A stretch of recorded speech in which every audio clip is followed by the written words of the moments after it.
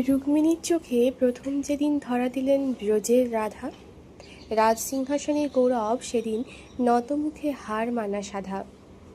দ্বারকার রানী অবাক হয়ে দেখেন শ্যামের আখি জল, একটা নামেই কেঁপে ওঠে, রাধা।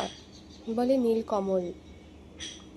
সিঁড়ির ওপর সিঁড়ি পেরিয়ে যত এগোলেন ধীরে ধীরে, অহংকার সব ঝরে পড়ল প্রেমের অমৃত নীরব নীরে।